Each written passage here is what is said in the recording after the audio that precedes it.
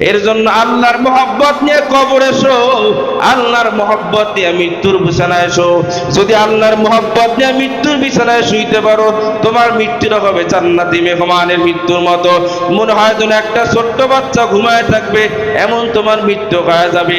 আর যদি গুনাহ নিয়ে মৃত্যুর বিছানায় এসো, আজরাইলের মাথা আসমানে জমিনে পাও, বিশাল একটা দেহ নিয়ে যখন আজরাইল তোমার সামনে দাঁড়াইবে, পয়গম্বর বলেন একটা জ্যান্ত ছাগলের চামড়া খচাইলে ছাগলটা যে পরিমাণ কষ্ট হয়, নাফরমান বেঈমানের মৃত্যু তার থেকেও বেশি কষ্ট হয়ে যাবে।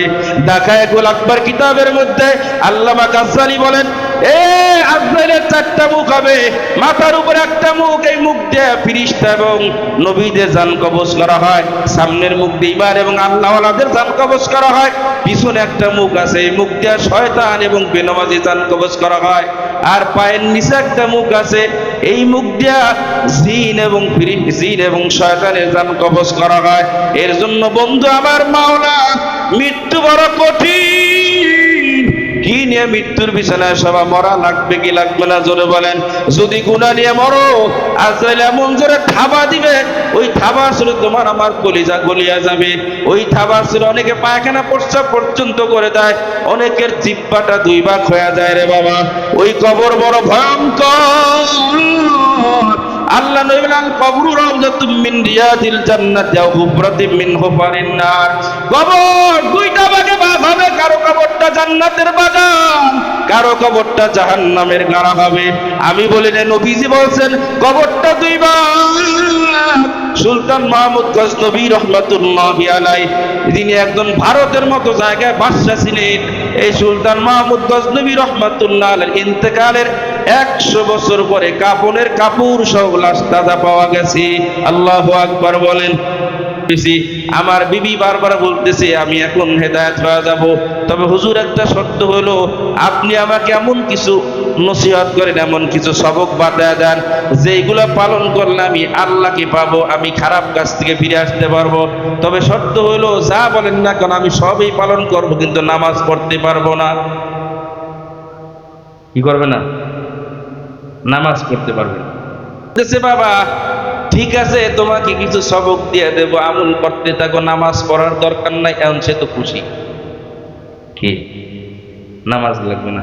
আমাদের সমাজে এখন যদি কোনো হুজুর বলে নামাজ আর দরকার নাই, ও মা কি যে খুশি হবে, ঠিক কিনা? পরের দিন মিষ্টি দিবে, কারণ নামাজ না পড়ে তো ভালোই হয়েছে। বলে বাবা তুমি দৈনিক 100 বার মৃত্যুর কথা স্মরণ করতে পারবানি? বলে হুজুর আলহামদুলিল্লাহ, কারণ নামাজ তো আর লাগবে না, আমি খুশি আছি। কয় ঠিক আছে চলে যাও। 100 বার মৃত্যুর কথা স্মরণের কথা বলতে হুজুর দামি তসবিহ দিয়া দামি খাটের উপরে শুয়া শুয়া বৈশা বৈশা দৈনিক 100 বার মৌত মৌত বলে মৌতের কথা স্মরণ করতেছি। কিছুদিন পরে আমলের কোনো পরিবর্তন নাই, হুজুরের দরবারে চলে গেছে, হুজুর আপনি যেই কথা বললেন আমি তো আগের মতো আছি, কোনো পরিবর্তন নাই। বলে বাবা তুমি কেমনে আদায় করো? বলে এই যে দেখেন একটা তসবিহ বানাইছি। হুজুর তাকে দেখে স্মরণের তসবিহ।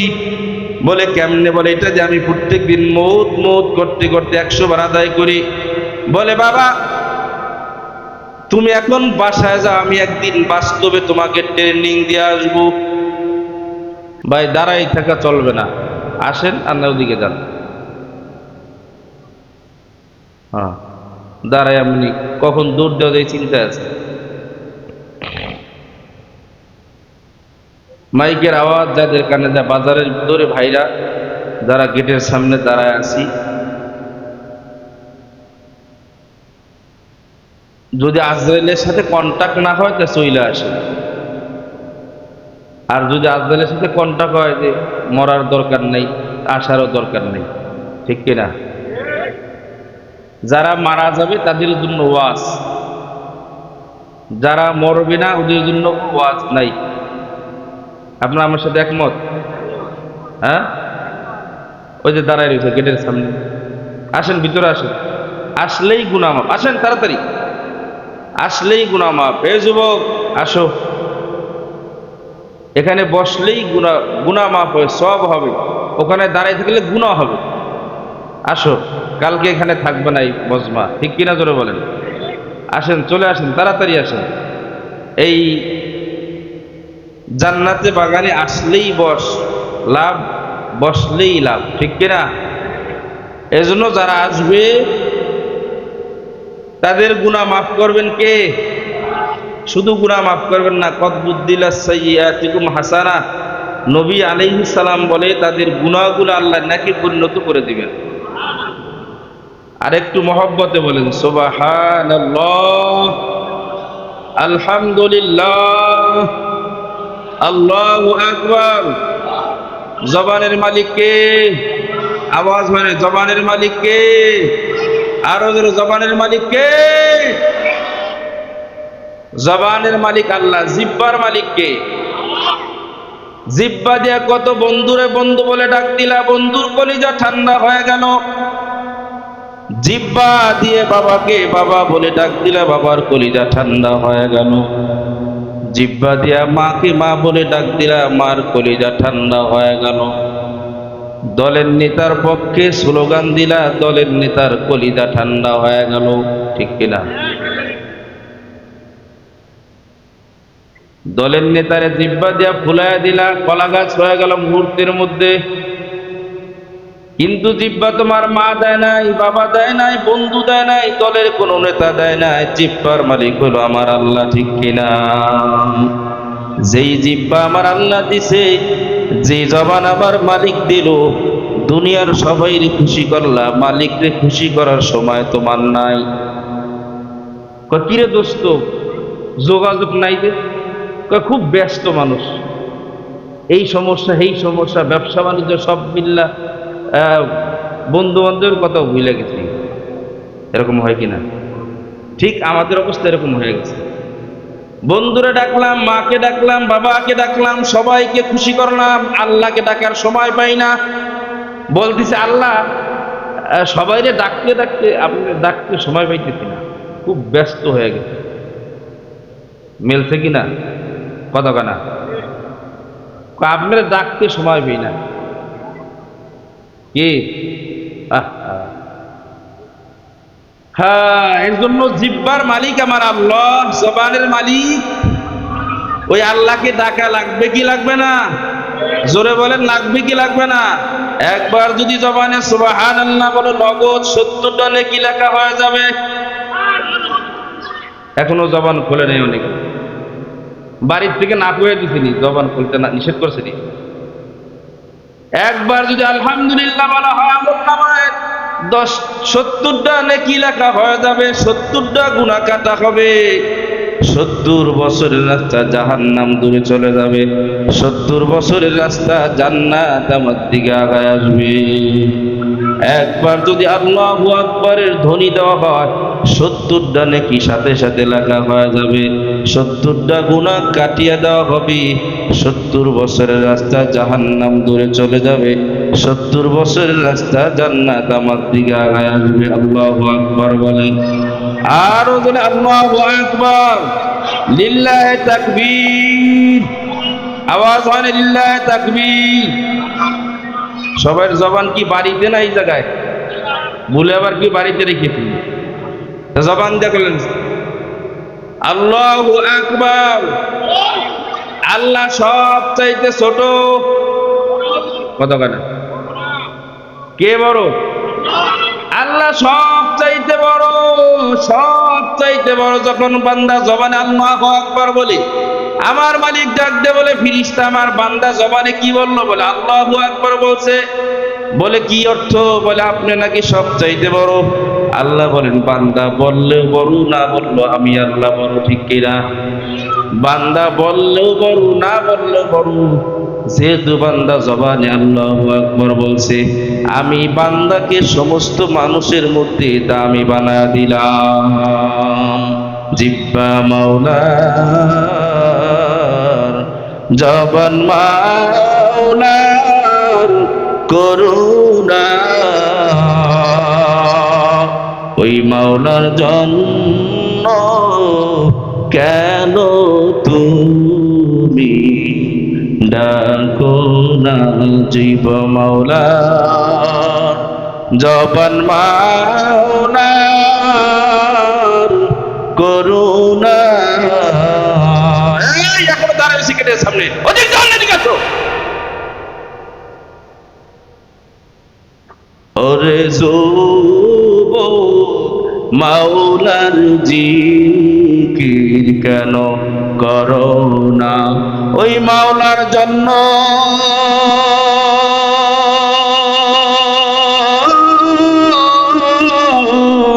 তোমার কি মায়া লাগে না? ওই মাওলার জন্য তোমার কি মায়া লাগে না? তবে কেন মাওলার জিকির করো না? ওরে মুমিন মাওলার জিকির সাইরো না। লা ইলাহা ইল্লাল্লাহ, লা ইলাহা ইল্লাল্লাহ, লা ইলাহা ইল্লাল্লাহ,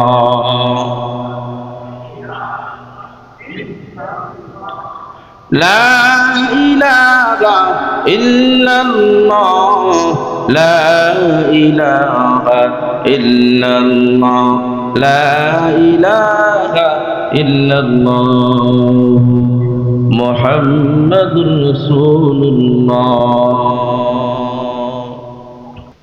হ্যাঁ যুবক বাবাজিরা আসেন, এখানে আসলেই লাভ হবে, লস হবে না, আসেন।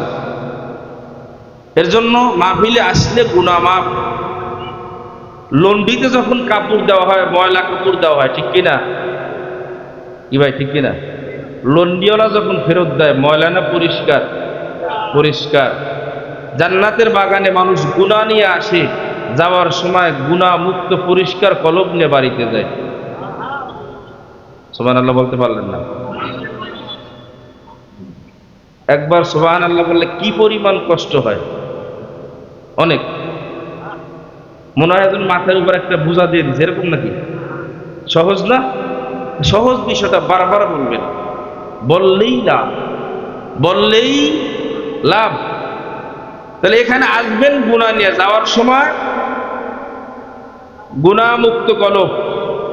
কে বলছেন? হুজুর, ইমাম সাহেব, পীর সাহেব, জনাবে রাসূলুল্লাহ সাল্লাল্লাহু আলাইহি ওয়াসাল্লাম বলছেন, কোন দিনই মজলিসে, কোরআন হাদিসের মাহফিলে, আল্লাহ ওয়ালাদের মাহফিলে কোনো বান্দা যখন গুনাহ নিয়ে আসে, ওই কোরআনের বরকতে, হাদিসের বরকতে, জান্নাতের বাগানের বরকতে ওই বান্দা বাড়িতে যাওয়ার সময় গুনাহ মুক্ত কলব নিয়ে বাড়িতে যায়। এর জন্য আসলেই লাভ, বসলেই লাভ, এই সুযোগ আর হবে না। এর জন্য আমরা চলে আসি, কিছু সময় কথা হবে, ওলামায়ে কেরাম কথা বলবেন, দ্বীনি কথা বলবেন। শোনেন, ওয়াজ শুনতে শুনতে আমরা অস্থির হয়ে গেছি, ব্যাপারটা বাইরে গেছে এই জায়গায়। কি এত ওয়াজ কেন লাগে, ঠিক না? আমি আয়াত শরীফ তেলাওয়াত করছি, ইয়া আইয়ুহাল্লাযীনা আমানুত্তাকুল্লাহা হাক্কা তুকাতিহি ওয়া লা তামুতুন্না ইল্লা ওয়া আনতুম মুসলিমুন। আল্লাহ বলেন, হে ঈমানদাররা, আমি আল্লাহকে ভয় করো, ভয় করার মতো ভয় করো। খবরদার মুসলমান না হয়ে কেউ মারা যায় না। নবী আলাইহিস সালাম অসংখ্য হাদিস থেকে এক টুকরা হাদিস পাঠ করেছি, লিকুল্লি শাইউন সাকালা ওয়া সাকালাতুল কুলুবি যিকরুল্লাহ। প্রত্যেকটা জিনিস পরিষ্কারের একটা মাধ্যম, হাতিয়ার আছে, আছে না নাই? আমরা জামা, গেঞ্জি বা আমাদের পরনের পোশাক আমরা প্রত্যেক দিনই ব্যবহার করি, এটা ময়লা হয় কি না? পরিষ্কার করার মাধ্যম কি? সাবান, সোডা অথবা এই জাতীয় কিছু, ঠিক কিনা? লোহায় দাও, আমাদের ঘরে দা আছে, কুড়াল আছে, কোদাল আছে, আছে কিনা? লোহার এগুলা যখন জং ধরে যায়, কার কাছে নিয়ে যায়? এখানে যদি আপনার সাবান দিয়ে ঘষেন, কাজ হইবে? এখানে কর্মকারের কাছে নিতে হবে, ঠিক কিনা? স্বর্ণ মহিলারা ব্যবহার করে, স্বর্ণ ব্যবহার করতে কিছুদিন পরে ময়লা হয়, কি এটা সাবান দিয়ে ঘষলে কাজ হবে? লোহাওয়ালার কাছে নিলে কাজ হইবে? এখানে স্বর্ণ কাছে দিতে হবে, ঠিক কিনা? তাহলে নবী বলেন লিকুল্লি সাইউম সিকালা, প্রত্যেকটা জিনিস পরিষ্কারের একটা মাধ্যম আছে। ওয়া সিকালাতিল কুলুবে যিকরুল্লাহ, তোমার আমার বামদুদের দুই আঙ্গুল নিচে এক টুকরা গোস্তের টুকরা, এটার নাম হইল কলব। কি বললাম ভাই? কলব। ওয়া সিকালাতিল কুলুবে যিকরুল্লাহ, কলব পরিষ্কার করার মাধ্যম হইল আল্লাহর জিকির। সুবহানাল্লাহ বলে। তাহলে কলব সাবান সোডা লাগাইলে কাজ হবে না, স্বর্ণকারের কাছে নিলেও কাজ হবে না, কামারের কাছে নিলেও কাজ হবে না, ঠিক কিনা? তাহলে কলব পরিষ্কার করার মাধ্যম কি? আল্লাহর জিকির। তাহলে প্রত্যেকটা জিনিস পরিষ্কারের মাধ্যম আছে, যন্ত্র আছে, হাতিয়ার আছে। আল্লাহর কলব, আপনার আমার বাম দুধের দুই আঙ্গুল নিচে এক টুকরা কলব, এই কলব পরিষ্কারের মাধ্যম কি? বাবাজি একটু জোরে বলেন, মাধ্যম কি? আমাদের একটু খেয়াল করে বলেন, মহব্বতে বলেন, খেয়াল করে কথাগুলো শুনেন। এই কলবের কারণে মানুষ দামি। এই কলব যদি কোনো কুকুরকে দিত, কুকুরটা দামি হয়ে যেত। কলব যদি কোনো শুয়ারকে দিত, শুয়ার দামি হয়ে যেত। কলব যদি কোনো গরুকে দিত, গরু দামি হয়ে যেত, ঠিক কিনা? কলব কি জিনিস উদাহরণ দিলে বুঝবেন। কারো পানির পিপাসা লাগছে, জিজ্ঞেস করো ভাই পানি পাওয়া যাবে কোথায়? সে বললো ওই যে দেখো সুপারি গাছ, সুপারি গাছের মাথায় একটা টিউবওয়েল আছে। আমার কথা বোঝা যায়? ব্যক্তি বলছে পানি খাবে, যার কাছে জিজ্ঞেস, সে কি বলছে? বলছে সুপারি গাছের মাথায় একটা টিউবওয়েল আছে, ওখানে পানি পাওয়া যাবে। সেই লোক সুপারি গাছও দেখে নাই, টিউবওয়েলও দেখে নাই, শুধু কথা শুনছে। আচ্ছা বলেন, উনি কি ওখানে যাবে? কথা বলেন না, কেন যাবে না? হ্যাঁ, না পানি নেই এটা না, ওনার ভিতরে কাজ করছে সুপারি গাছের মাথায় কোনোদিন টিউবওয়েল হইতে পারে, ঠিক কিনা? কথা বলেন না কেন? এই যে বুশ আসছে, এই যে আপনি বুঝলেন যে সুপারি গাছের মাথায় টিউবওয়েল থাকতে পারে না, এইটার নামই হলো কলব। এটার নাম কি? এই কলবের মাধ্যমে আপনাকে আল্লাহ বুঝ শক্তি দান করছে। বুঝাইতে পারছি এবার? জিজ্ঞেস করেন ভাই পানি আছে কোথায়, পানি পাওয়া যায়? পানি পিপাসা লাগছে, বলে ওই যে দেখো একটা ঘর, ওইটা একটা মসজিদ, ওখানে টিউবওয়েল আছে, ওখানে পানি পাওয়া যাবে। এখন আপনি ঘরও দেখেন নাই, টিউবওয়েলে দেখেন নাই, বিশ্বাস করবেন কিনা? আগেরটা বিশ্বাস করলেন না, পরেরটা করলেন, কারণটা কি? আমরা আসলে ও আসল দেখিনি, এদিক ওদিক তাকাই থাকি। কথাগুলো তো দামি ভাই। আগের কথাটা বিশ্বাস করলাম না, পরেরটা বিশ্বাস করলাম, কারণটা কি? একই তো মানুষ, একই প্রশ্ন, পানি পানি খোঁজার জন্য একজন বলছে টিউবওয়েল সুপারি গাছের মাথা, আর একজন বলছে না ঘরের পাশে, ঠিক কিনা? প্রথমটা বিশ্বাস করি না, কিন্তু পরেরটা বিশ্বাস করছি কিনা? কেন? যে ঘর যেহেতু মসজিদ, আর মসজিদ যেখানে নামাজ পড়ে মানুষ, নামাজের জন্য কি লাগে? অজু লাগে, অজুর জন্য পানি লাগে, ঠিক কিনা? তার দিলের মধ্যে ঘরও দেখে নাই চোখ দিয়া, টিউবওয়েলে দেখে নাই, কিন্তু বিশ্বাস হয়ে গেছে যে অজু যেহেতু লাগবে, পানি শর্ত, সেহেতু ওখানে পানি পাওয়া যাবে। আর এই লোক যতই বিশ্বাস করে বলুক এখানে টিউবওয়েল গাছের মাথায়, কোনোদিন পানি পাওয়া যাবে না। একটা গরু 5 দিন 7 দিন পর্যন্ত না খাওয়া। এখন আমরা সবাই মিল্লা বললাম সুন্দর বড় বড় ঘাস কাইটাই না স্টেজের পিছনে রাখছি, রাইখা গরুর কানে কানে গিয়ে বললাম গরু তুই তো 7 দিন পর্যন্ত না খাওয়া, তোর জন্য স্টেজের পিছনে সুন্দর ঘাস কাটা আছে। বলেন যাইবেনি? কথা বলেন না, কেন যাবে না? এলাকার মাতবার মুরব্বী যারা আছে এরা সবাই মিল্লা বললো গরু, সত্য কথা, আমরা এলাকার সালিসি মাতবারি করি, আমরা মিথ্যা কথা বলি না, এই স্টেজের পিছনে আসলেই ঘাস আছে, যাবেনি? আমরা ইমাম সাহেবরা যারা আছি মসজিদে নামাজ পড়াই, যে বয়ান করতে আসছি, হুজুরও সব ডাক দিলেন একসাথে, ডাক দিয়ে বলেন আমরা ইমাম সাহেব মানুষ, আমাদের কথা মানুষ শোনে, চলো আমরা সবাই বলছি যে স্টেজের পিছনে গাছ আছে, চলো যাই, যাবেনি? কথা বলেন না কেন? কেন যাবে না? কেন যাবে না? এই বুঝ শক্তি নাই, কি নাই? বুঝ শক্তি না থাকার কারণে, কথা তো সত্যি ঘাস আছে কিনা, কিন্তু বুঝ শক্তি নাই। আবার বললেন যে ভাই এই দামি একটা গাছ, আম গাছ রাজশাহী থেকে এনে লাগাইছেন ঘরের দরজার সামনে, গরুরে গিয়া বললেন গরু এই গাছটা অনেক দামি একটা গাছ, হাজার হাজার টাকা ব্যয় করে আনছি, এই গাছটা কখনোই খাবি না, যদি গরু সুযোগ পায় খাবে কিনা? কেন? বুঝ শক্তি নাই। আর এই বুঝের জন্যই মাহফিল। সুবহানাল্লাহ বলেন। বুঝের জন্য কি মাহফিল? যারা বুঝবে তাদের কলব আছে, যারা বুঝবে না তাদের কলব নাই। এজন্য প্রত্যেকটা জিনিস পরিষ্কার করার কি আছে, হাতিয়ার আছে। আর কলব পরিষ্কার করার মাধ্যম কি, আল্লাহর জিকির। বান্দা যখন একটা গুনাহ করে একটা দাগ পড়ে, আর একটা গুনাহ করে আর একটা দাগ পড়ে, আর একটা গুনাহ করে আর একটা দাগ পড়ে, এরকম গুনাহ করতে করতে করতে করতে কলবটা ছিল সাদা স্বচ্ছ একটা কলব। এই কলবের মধ্যে গুনাহ ছিল না, এই কলবের মধ্যে কিচ্ছু ছিল না।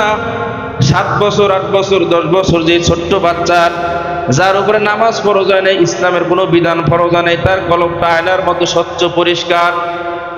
এরকম তোমার আমার একটা কলব ছিল স্বচ্ছ পরিষ্কার। যখন বান্দার আমল নামার মধ্যে, যখন বান্দার আমল নামার মধ্যে নেকি গুনাহ করার সুযোগ হয়ে গেছে, তখন বান্দা কোনটা ভালো কোনটা মন্দ বোঝার যখন ক্ষমতা হয়ে গেছে, এখন অন্যায় পথে যাওয়ার কারণে গুনাহ হইতেছে। একটা গুনাহ করে একটা দাগ পরে, আর একটা গুনাহ করে আর একটা দাগ পরে, এরকম দাগ পড়তে পড়তে পড়তে পড়তে একটা স্বচ্ছ কলব, সাদা কলব, গুনাহওয়ালা কলবে পরিণত হয়ে গেছে।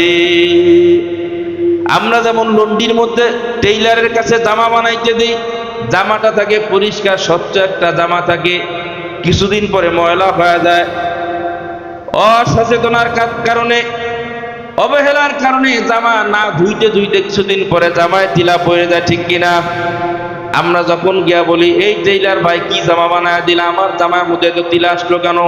টেইলার জবাব দিছে, যখন তুমি জামা বানাইছিলা তখন ছিল স্বচ্ছ পরিষ্কার, তোমার অবহেলার কারণে, তোমার না ধোয়ার কারণে, ময়লা বেশি পড়ার কারণে, তোমার কারণেই আজকে জামার মধ্যে তিলা হয়ে গেছে।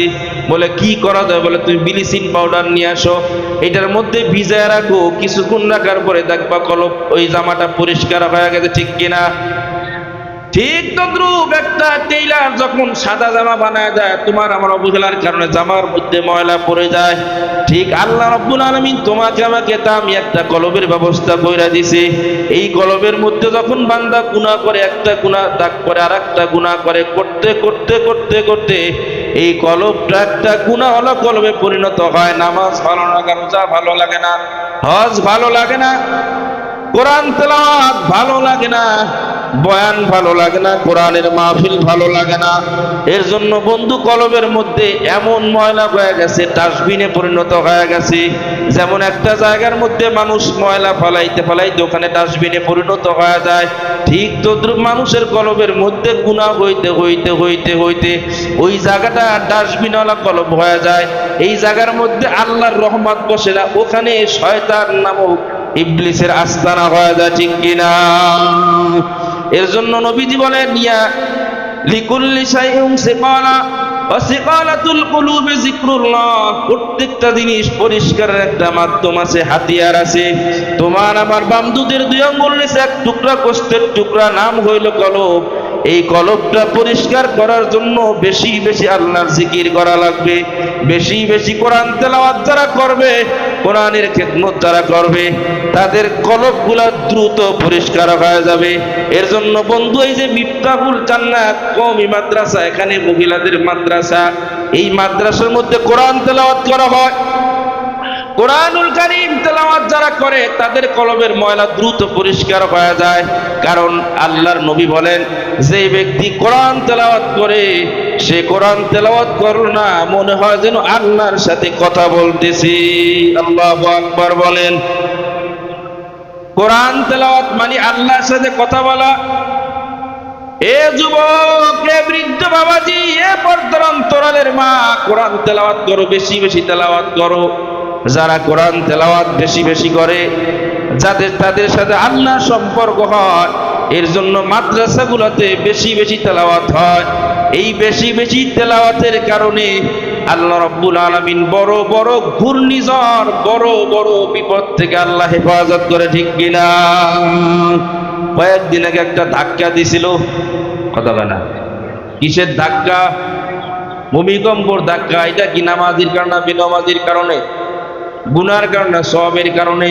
কথা বলে না, গুনার কারণে আজকে সমাজের মধ্যে গজব হয়, ঠিক কিনা? যারা বলে ঢোল তাবলার গান বাজনায় মাথায় নাই গুনার বোঝা দিন ইসলামের পথে তোমরা চলো রে সোজা রে দিন ইসলামের পথে তোমরা চলো রে সোজা গানের কলি শুনি মোরা ফাইটা যায় বুক ফাইটা যায় এইভাবে তে গাইতে গাইতে জাহান্নামে চইলা যায় কথা কয় না ঢোল তাবলার গান বাজনা মাথা নাই গুনার বোঝা দিন ইসলামের পথে তোমরা চলো রে সোজা রে দিন ইসলামের পথে তোমরা চলো রে সোজা মুসলমানের মুখে শুনি রাধা এবং কৃষ্ণের গান তরুণ যুবকেরই মুখে ও প্রিয়া পাশানির গান ঠিক কিনা ওরা আল্লাহর নামে গান গাইবে না আল্লাহর নামে গান গাইবে না মাজারে টানে গাজা ঠিক কিনা দিন ইসলামের পথে তোমরা চলো রে সোজা রে দিন ইসলামের পথে তোমরা চলো রে সোজা গ্রামগঞ্জের মোড়ে মোড়ে যাত্রা গানের আসর হয় যাত্রা গানের কারণেতে দেশে খোদার গজব হয় আওয়াজ নেই কয়েকটু গান নড়লে কি হইবে অল্প একটু সেনা শুনি এতে কি হয়েছে কে ঠিক না একবার যদি একটা হিন্দি গান শুনতে পারেন বাংলা গান চাইনিজ গান যদি শুনতে পারেন আমার নাম একটা কবুল হাজির সব হয়ে যাবে কি এখানে 3 ঘন্টা ওয়াজ করার পরেও 11টা পর্যন্ত ওয়াজ করার পরেও বাসায় গিয়ে একটা হিন্দি গান চাইরা শুনবেন 5 মিনিটের এই মাগরিব থেকে 11টা পর্যন্ত ওয়াজটা শুনবেন সব শেষ হয়ে যাবে ঠিক কিনা এর জন্য গান শুনতে হবে এক সময় ছিল কলের গান ঠিক কিনা কত কারা এ মুরব্বীরা ঠিক কন কলের গান দেখছেন আমি দেখি নাই শুনছি কলের গান ছিল পরে রেডিও আসছে পরে কালার পরে সাদা কালো টিভি আসছে পরে কালার টিভি আসছে পরে ডিশ আসছে ঠিক কিনা পরে ইন্টারনেট ওয়াইফাই ঠিক কিনা তাহলে সেই কলের গান থেকে ইন্টারনেট পর্যন্ত আসলাম কি কলের গান থেকে ইন্টারনেট পর্যন্ত যত উন্নতি হয়েছে এই প্রত্যেকটা উন্নতির পিছনে এইগুলা যারা পালন করবে তাদের আমলনামায় প্রত্যেকটা আমলনামার বিনিময়ে সওয়াব লেখা হবে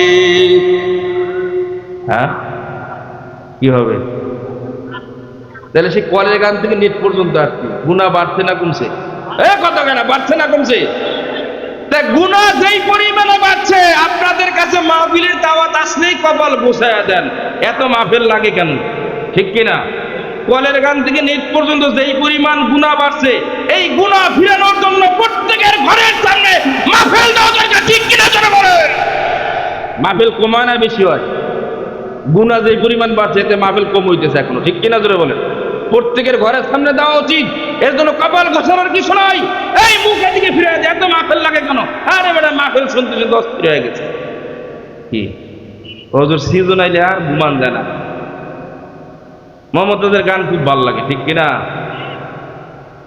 আল্লাহ বুঝার তৌফিক দান করেন কথা কন না কা এজন্য গান শুনবেন নি গ্রামগঞ্জের মোড়ে মোড়ে যাত্রা গানের আসর হয় যাত্রা গানের কারণেতে দেশে খোদার গজব হয় কবরেতে গেলে বুঝবি যাত্রা গানের কি মজা দিন ইসলামের পথে তোমরা চলো রে সোজা গায়রি দিন ইসলামের পথে তোমরা চলো রে সোজা ঢোল তাবলার গান বাজনা মাথায় নাই গুনার বোঝা দিন ইসলামের পথে তোমরা চলো রে সোজা গায়রি দিন ইসলামের পথে তোমরা চলো রে সোজা আল্লাহ বলেন ইয়া আইয়ুহাল্লাযীনা আমানুত্তাকুল্লাহা হাক্কা তুকাতি ওয়া লা তামুতুন্না ইল্লা ওয়া আনতুম মুসলিমুন আমি আল্লাহকে ভয় করো ভয় করার মতো ভয় করো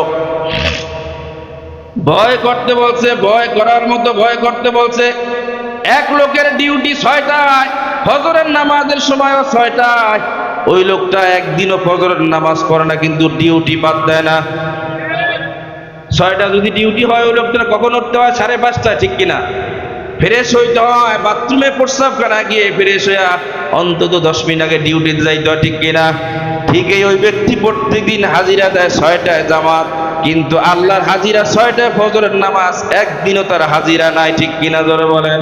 তাহলে সে দুনিয়ার মালিককে ভয় করলো কত পার্সেন্ট?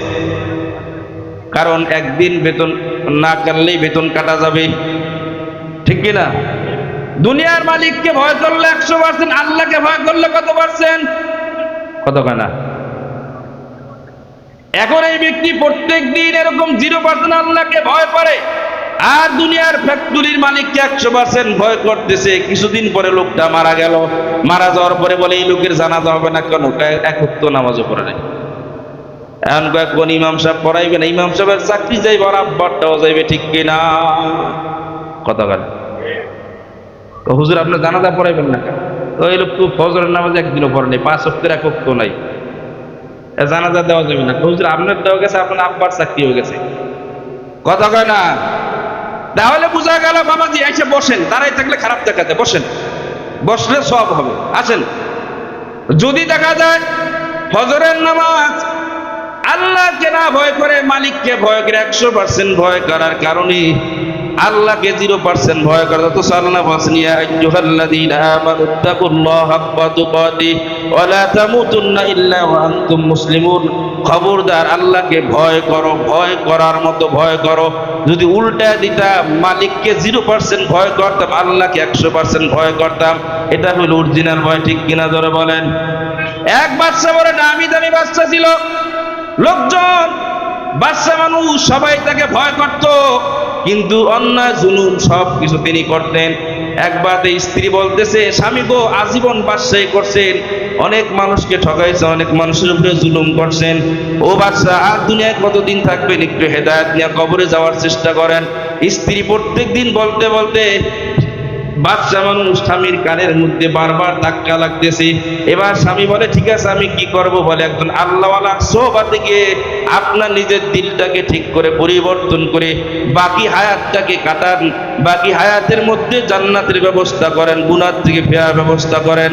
স্ত্রী বারবার বলতে বলতে এক আল্লাহর ওলির দরবারে গেল, গিয়া বলে, হুজুর একটা প্রশ্ন, বলে কি আজীবন আকাম সাকাম আছে কম করি নাই, বাদশা মানুষ সবার উপরে জুলুম করছে, অত্যাচার করেছি, আমার বিবি বারবার বলতেছে আমি এখন হেদায়েত হয়ে যাব, তবে হুজুর একটা শর্ত হলো আপনি আমাকে এমন কিছু নসিহত করেন, এমন কিছু সবক বাতায় দেন যেগুলো পালন করলে আমি আল্লাহকে পাবো, আমি খারাপ কাজ থেকে ফিরে আসতে পারবো।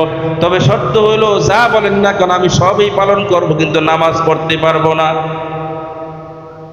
কি করবে না? নামাজ পড়তে পারবে না।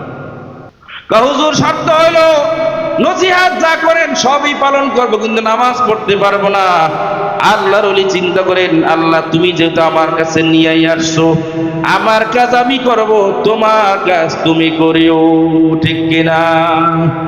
এখানে আপনারা আসছেন ওয়াজের মাহফিলে, যারা আয়োজন করছে তারা চেষ্টা করছে, আমরা ওয়াজের মাধ্যমে আপনাকে কিছু কথা বলার চেষ্টা করতেছি, বাকি হেদায়েতের মালিককে জোরে বলেন।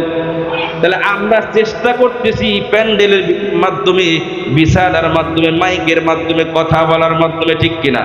বাকি হেদায়েতের মালিককে জোরে বলেন। হেদায়েতের মালিক আল্লাহ, হেদায়েত কারো হাতে নাই। এর জন্য হুজুর বলতেছে, আল্লাহ তুমি যেহেতু আমার কাছে নিয়ে আসছো, আমার কাজ আমি করব, তোমার কাজ তুমি করিও। এখন হুজুর বলতেছে, বাবা ঠিক আছে তোমাকে কিছু সবক দিয়ে দেব, আমল করতে থাকো, নামাজ পড়ার দরকার নাই। এখন সে তো খুশি, কি নামাজ লাগবে না? আমাদের সমাজে এখন যদি কোনো হুজুর বলে নামাজ আর দরকার নাই, ও মা গো কি যে খুশি হবে, ঠিক কিনা? পরের দিন মিষ্টি দিবে, কারণ নামাজ না পড়ে তো ভালোই হয়েছে, ঠিক কিনা জোরে বলেন? আর খুশি হইবে, হওয়ার না হওয়ার কিছু নাই, কারণ এখন তো পরে 2 রাকাত। কয় রাকাত? এই পার্টি আছে না নাই? 2 রাকাত বুঝেন তো? কোনটা? হ্যাঁ, ফজরে নাই, জোহরে নাই, আসরে নাই, মাগরিবে নাই, এশা নাই, আবার পরের দিন ফজর জোহর আসর মাগরিব এশা, আবার পরের দিন ফজর জোহর আসর মাগরিব এশা, এরকম এক সপ্তাহ নাই। জুমার নামাজের সময় 2 রাকাত কইরা তাড়াতাড়ি সালাম ফিরা চইলা যায়, ঠিক কিনা? এরকম কোম্পানি আছে না নাই? এ বাবা এক সপ্তাহের 1 ওয়াক্ত নামাজও পড়লি না, 2 ওয়াক্ত 2 রাকাত নামাজ পড়া গেলি, তাও আবার জুমার 2 রাকাত, আগের সুন্নাত পড়ো নাই, পরের সুন্নাত পড়ো নাই। জুমার নামাজ আগে সুন্নাত আছে না, পরের সুন্নাত। আর জুমার 2 রাকাত, কয় রাকাত হইল? কয় রাকাত পড়ছে? কয় রাকাত? 2 রাকাত। নিয়ত করছে কি জানেন? শোনেন, নতুন নেই। আগের 4 রাকাত, পরের 4 রাকাত, মাঝখানের 2 রাকাত। আল্লাহু আকবার। একসাথে 10 রাকাতের নিয়ত হয়ে গেছে। 2 রাকাত পরে তো শুয়ে গেল, তো 8 রাকাত গেল কই? 8 রাকাত কি কয়? এক নিয়তে সব শেষ করে দিছে। এক নিয়তে সব শেষ। আছে না নাই? কত কয় না? মঙ্গল, বুধ, বৃহস্পতি, শনি, রবি, সোম, এই কয়দিনের নামাজ তুই পড়লি না অধম। শুধু জুমা পড়লি রে তুই, অন্য নামাজ পড়লি না। মহান আল্লাহ তোকেও ছাড়বে না, ও হায় না, মহান আল্লাহ তোকে ছাড়বে না। ঘর থেকে বলে নামাজ পড়ার সময় হয় নাই মুদির, এসব কথা বলে ওরা ঘাড় তেরা যাদের। তেরা ঘরকে সোজা করবেন মহান ওই রব্বানা, মহান আল্লাহ তোকেও ছাড়বে না, ও হায় না, মহান আল্লাহ তোকেও ছাড়বে না। কতক বলে নামাজ পড়ার সময় হয় নাই মোদের, এসব কথা বলে ওরা ঘাড় তেরা যাদের। তেরা ঘরকে সোজা করবে মহান ওই রব্বানা, মহান আল্লাহ তোকেও ছাড়বে না, ও হায় না, মহান আল্লাহ তোকেও ছাড়বে না। ঠিক কিনা ধরে বলেন? এর জন্য আল্লাহ বলে, আল্লাহ আমার কাছে আমি করলাম, তোমার কাজ তুমি করিও।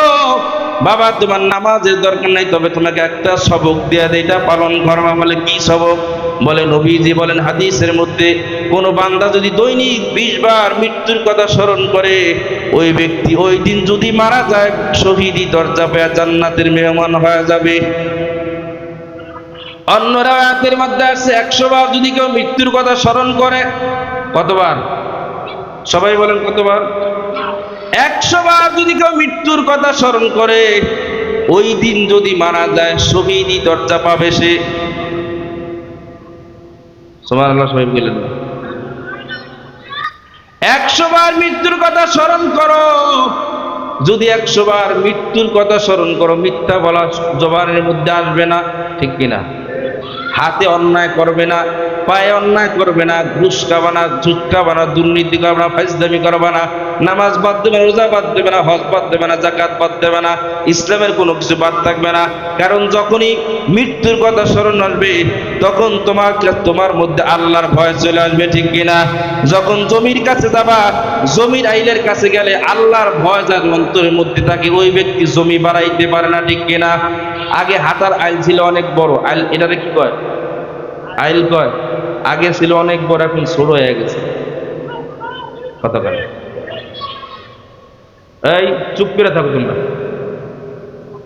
এই আইল ছোট করতে ফিরিস্তায়, হ্যাঁ, সকালবেলা কোদাল নিয়ে কান্দে গেছে, কেউ নাই, লোকজন আছে। এখন শয়তান মুফতি শয়তান সাহেব বলতেছে, একটু বাড়াইয়া দেখলেন বেশি হোক, কেউ নাই তো।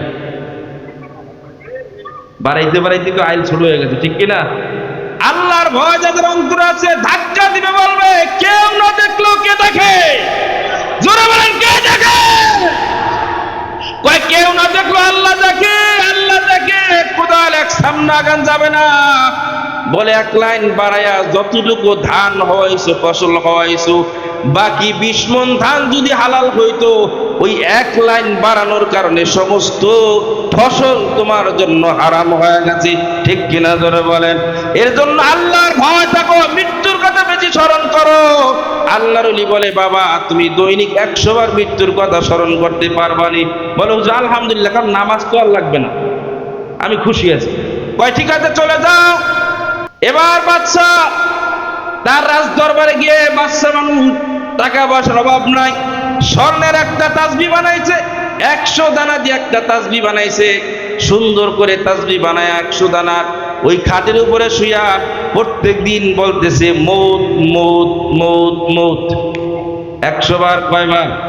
100 বার। এই খেয়াল করে শোনো, খুব দামি কথা। 100 বার মৃত্যুর কথা স্মরণের কথা বলছে হুজুর।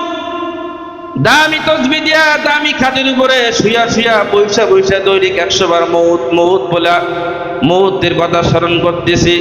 কিছুদিন পরে আমলের কোনো পরিবর্তন নাই। হুজুরের দরবারে চলে গেছে, হুজুর আপনি যেই কথা বললেন আমি তো আগের মতো আছি, কোনো পরিবর্তন নাই। বলে বাবা তুমি কেমনে আদায় করো? বলে এই যে দেখেন একটা তসবি বানাইছি। হুজুর তাকে দেখে স্বর্ণের তসবি। বলে কেমনে? বলে এটা যে আমি প্রত্যেকদিন মৌত মৌত করতে করতে 100 বার আদায় করি। বলে বাবা তুমি এখন বাসায় যাও, আমি একদিন বাস্তবে তোমাকে ট্রেনিং দিয়ে আসবো। এবার আর ওই বাচ্চা তার রাজদরবারে চলে গেছে। রাজদরবারে যাওয়ার পরে বলে যাও, আমি কিছুদিন পরে তোমার সাথে সাক্ষাৎ করব, সাক্ষাৎ তোমাকে বাস্তবে ট্রেনিং দিয়ে আসবো। কিছুদিন পরে বাদশার দরবারে হুজুর তার দরবারে হাজির হয়ে গেছে। বাদশা এরকম চেয়ারের উপরে বসা, হুজুর ওদিকতে আসতেছে। কাছাকাছি আসার পরে বাদশা দাঁড়ায় গেছে, সালাম দিছে।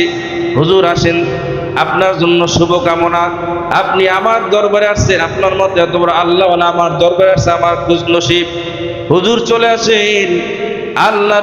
আল্লাহর বান্দা দাঁড়ায় গেছে। এবার ওই আল্লাহর বান্দা হুজুর বাদশার সামনাসামনি আইসা হাজিরা হয়ে গেছে, সালাম দিছে, কথা হইল। এবার হুজুর জিজ্ঞেস করে বাবাজি তুমি যেখানে বসা এটার নাম কি? বলে এটার নাম হলো চেয়ার। বলে এখানে বসলে কি হয়? বলে এখানে যে বসবে সেই বাদশা হয়ে যায়। বলে কি হবে? বলে বাদশা হওয়ার পরে যা বলবে সাথে সাথে পালন করতে হবে। এটাই তো বাদশাহী হুকুম, ঠিক কিনা? এবার বলতেছে হুজুর বাবাজি যা বাদশাহী? বলে হা। বলে এখানে বসলে যা বলবে তা হবে? বলে হা, সবই হয়ে যাবে। বলে আমাকে একটু বসার অনুমতি দেওয়া যাবে কিনা? এবার বাদশা রাখতে বলে হুজুর আপনার মধ্যে যেহেতু দুনিয়ার লোভ নাই, আপনাকে এখানে বসতে দেওয়া যায়। কারণ বাদশার দরবারে বাদশার চেয়ারে সবাইকে বসতে দেওয়া যায় না, ঠিক কিনা? এই চেয়ারের যেমন দাম, ব্যক্তিরও তেমন দাম, শাসনেরও তেমন দাম, ঠিক কিনা ধরে বলেন? এখানে জানে তোর লোককে বসতে দেওয়া যায় না। আপনার মধ্যে দুনিয়ার কোনো লোভ নাই, এর জন্য আপনাকে বসতে দেওয়া যায়। এবার বলে বাবা তাহলে তুমি একটু উইঠা আমাকে একটু বসার অনুমতি দাও। বাদশা উইঠা এবার হুজুরকে বাদশার চেয়ারের মধ্যে বসতে দেওয়া হয়েছে। হুজুর বসার সাথে সাথে বলতেছে বাবা এখন আমি কি হয়েছি? বলে এখন আপনি এই দরবারের বাদশা। বলে এখন আমি আমার কি হবে? বলে যা বলবেন তাই হবে। বলে তাই নাকি? বলে হ্যাঁ। এবার হুজুর ডাকতে বলে এ জল্লাদ রশি নিয়ে আসো, বাদশার হাত পা বান্ধো, তাকে কতল করে দাও। খুব খেয়াল করে শোনেন। এবার বাদশা একটু আগে তিনি আইন সম্পর্কে সবকিছু বলছেন, এখানে বসবে, বসার পরে যা বলবে তা হবে, ঠিক কিনা? বসার সাথে সাথে সমস্ত আইন পাশ হয়ে গেল। জল্লাদ তাড়াতাড়ি চলে আসো। এই বাদশার এ মুরব্বী বসেন, ওখানে দাঁড়াই থেকেন না। এ বাদশা বসো, এখানে বসলে যা হবে তাই হবে। এবার বাদশা বলে জল্লাদ হাত পা বান্ধো, জলাকে কতল করো। জল্লাদ সাথে সাথে চলে আসছে, রশি নিয়ে আসছে, রশি নিয়ে বাদশার হাত এবং পা বাইন্দা ফলাইছে। হাত পা যখন বাঁধতেছে বাদশা থরথর করে কাঁপতে কাঁপতে একেবারে অস্থির হয়ে জমিনের মধ্যে পুরা থরথর করে কাঁপতেছে, মুখ দিয়ে লালা বের হয়ে গেছে।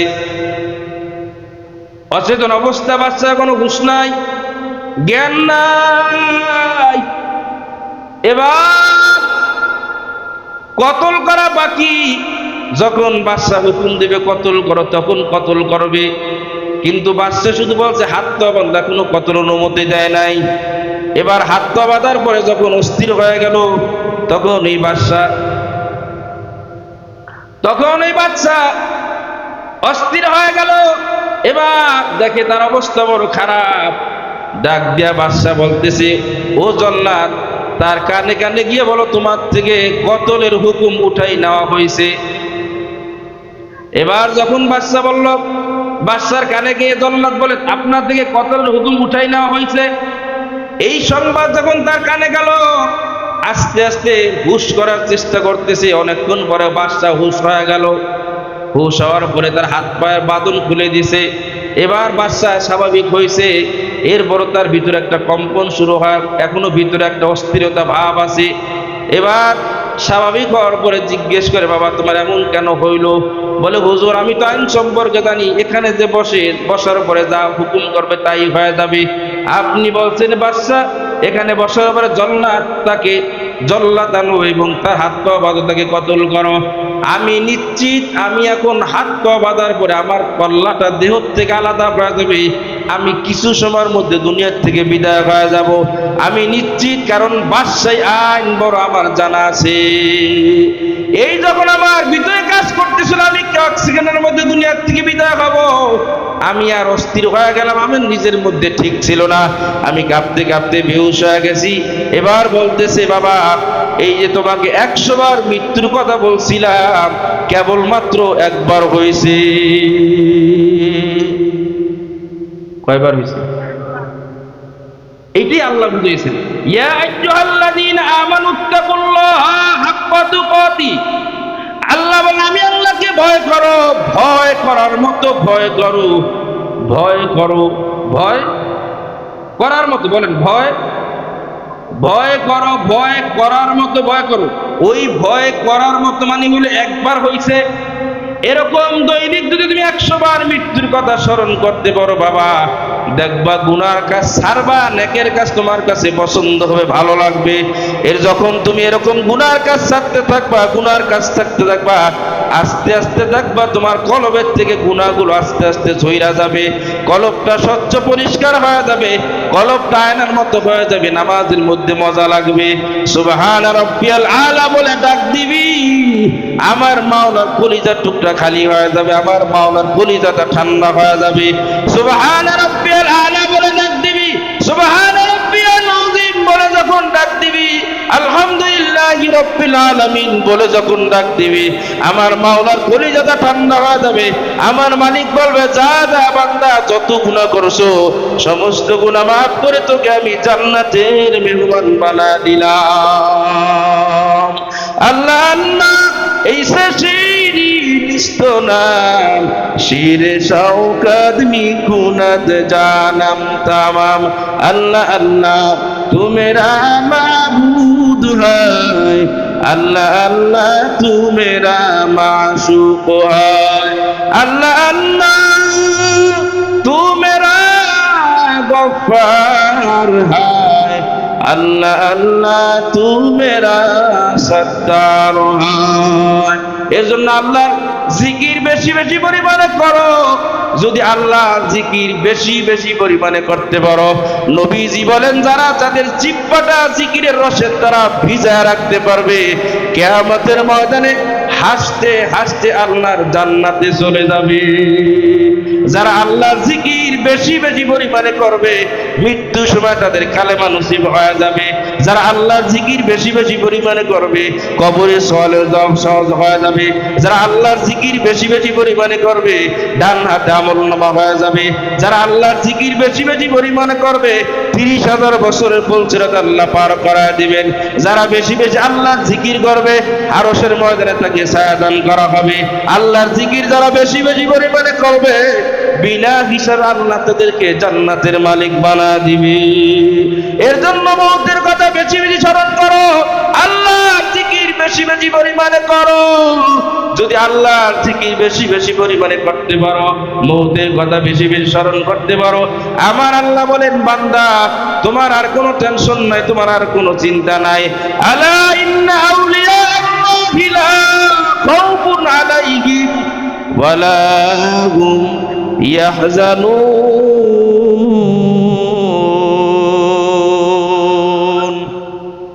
যারা আল্লাহর বন্ধু হবে, যারা আল্লাহর ভালোবাসার মানুষ হবে, আল্লাহ বলেন যারা আমার মহব্বতের মানুষ হবে, তাদের দুনিয়ায় কোনো টেনশন নাই, আখিরাতের জগতে কোনো টেনশন নাই। এর জন্য আল্লাহর মহব্বত নিয়ে কবরে এসো, আল্লাহর মহব্বত নিয়ে মৃত্যুর বিছানায় এসো। যদি আল্লাহর মহব্বত নিয়ে মৃত্যুর বিছানায় শুইতে পারো, তোমার মৃত্যুটা হবে জান্নাতি মেহমানের মৃত্যুর মতো। মনে হয় যেন একটা ছোট্ট বাচ্চা ঘুমায় থাকবে, এমন তোমার মৃত্যু হয়ে যাবে। আর যদি গুনাহ নিয়ে মৃত্যুর বিছানায় এসো, আজরাইলের মাথা আসমানে জমিনে পা, বিশাল একটা দেহ নিয়ে যখন আজরাইল তোমার সামনে দাঁড়াইবে, পয়গম্বর বলেন একটা জ্যান্ত ছাগলের চামড়া খচাইলে ছাগলটা যে পরিমাণ কষ্ট হয়, নাফরমান বেঈমানের মৃত্যু তার থেকেও বেশি কষ্ট হয়ে যাবে।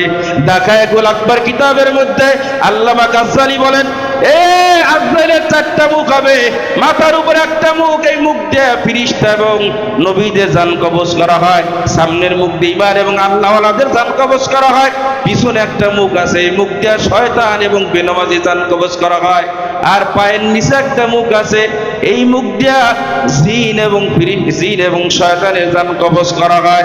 এর জন্য বন্ধু আমার মাওলা, মৃত্যু বড় কঠিন। কি নিয়ে মৃত্যুর বিছানায় সবা মরা লাগবে কি লাগবে না জোরে বলেন? যদি গুনাহ নিয়ে মরো, আজরাইল এমন জোরে থাবা দিবে, ওই থাবা শুনে তোমার আমার কলিজা গলিয়া যাবে। ওই থাবা শুনে অনেকে পায়খানা প্রস্রাব পর্যন্ত করে দেয়, অনেকের জিহ্বাটা দুই ভাগ হয়ে যায় রে বাবা। ওই কবর বড় ভয়ঙ্কর। আল্লাহ নবী বলেন, কবরু রাউযাতুম মিন রিয়াদিল জান্নাতি আও হুফরাতুম মিন হুফারিন নার।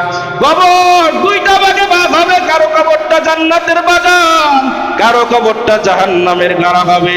আমি বলি না, নবীজি বলছেন কবরটা দুই ভাগ। সুলতান মাহমুদ গজনবী রহমাতুল্লাহি আলাইহি, যিনি একজন ভারতের মতো জায়গায় বাদশা ছিলেন, এই সুলতান মাহমুদ গজনবী রহমাতুল্লাহ আলাইহির ইন্তেকালের 100 বছর পরে কাফনের কাপড় সহ লাশ তাজা পাওয়া গেছে। আল্লাহু আকবার বলেন। লাশ তাজা ভালো না খারাপ? আল্লাহওয়ালা ছিল, এই জন্য 100 বছর পরে লাশ তাজা পাওয়া গেছে। তোমার আমার কবরে কি অবস্থা হবে বাবা? এর জন্য কবরে যাবা বড় চিন্তা করিয়া যাও, আমল নিয়ে কবরে যাও। যদি আমল নিয়ে কবরে না যাও, তোমার অবস্থাও খারাপ, আমার অবস্থাও খারাপ।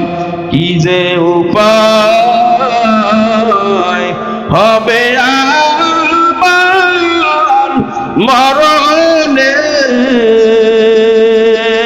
কেমনে থাকব অন্ধকার কবরে, কেমনে থাকব অন্ধকার কবরে। কবর হলো ভয়ঙ্কর মাটির ঘর, ওই কবরে দেখি সারা সবই পর। হেলায় হেলায় কাটাইলাম জিন্দেগি, সময় মতো না করিলাম বন্দেগি, তবার মতো